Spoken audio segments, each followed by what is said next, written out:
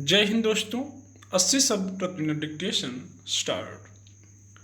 लोकतंत्र का सही मायने में तभी अर्थपूर्ण है जब उसमें सरकार के प्रति व्यक्त असहमति और आलोचना का भी स्वागत किया जाए।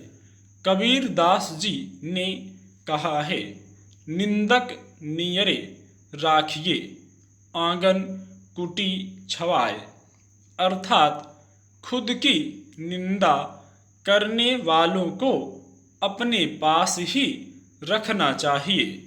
लेकिन आज सबसे बड़ा सवाल यह है कि निंदा या आलोचना की भाषा बोलने वाले पर राष्ट्रद्रोह लगा दिया जाता है।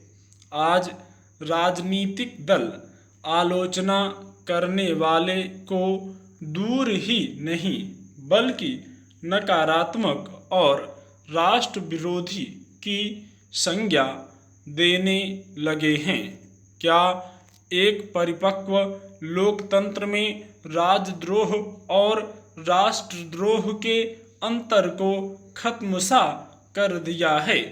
असहमति भले ही लोकतंत्र का मूलभूत गुण हो, लेकिन आज देश में ऐसे हालात हैं कि अपने संवैधानिक अधिकारों का प्रयोग करना और किसी पार्टी या राज करने वाली सरकार के खिलाफ बोलना भी आपको देशद्रोही की संज्ञा दिला सकता है। ऐसे में या तो आप जेल की सलाखों के पीछे होंगे या फिर गली नुक्कड़, बस या ट्रेन में या फिर सड़कों पर भीड़ आपका इंतजार कर रही होगी। एक लोकतांत्रिक देश में अभिव्यक्ति की स्वतंत्रता और राजद्रोह संबंधी कानूनी प्रावधानों के बीच अक्सर तनाव उभरता रहता है।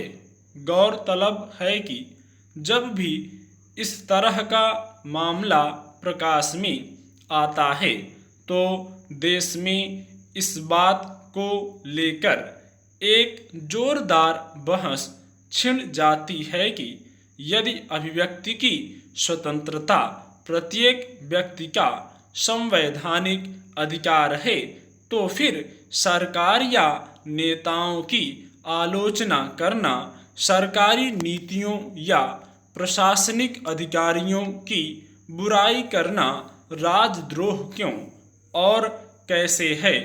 ऐसे में कुछ लोग तो अति उत्साह में एक लोकतांत्रिक देश में राजद्रोह या देशद्रोह से संबंधित कानूनों को ही पूर्णतया अनावश्यक करार दे देते हैं। उनका तर्क होता है कि लोकतंत्र में विरोध करना या अपनी बात कहना जनता का बुनियादी हक है और लोकतंत्र की सार्थकता इसी से सिद्ध होती है। फिर जनता द्वारा निर्वाचित सरकार किस आधार पर अपने ही नागरिकों को देशद्रोही साबित करना चाहती है?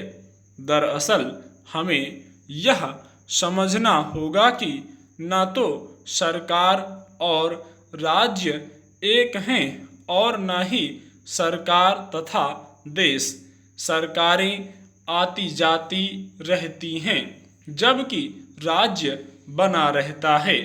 राज्य संविधान, कानून और सेना से चलता है, जबकि राष्ट्र अथवा देश एक भावना है जिसके मूल में राष्ट्रीयता का भाव होता है। हालांकि आज राजद्रोह को ही राष्ट्रद्रोह माना जाने लगा है। इस तरह के हालात में पार्टी को देश से ऊपर माना जाने लगता है, जबकि यह हमेशा सुनिश्चित किया जाना चाहिए कि देश सर्वोच्च है, पार्टी या नेता नहीं। स्टॉप।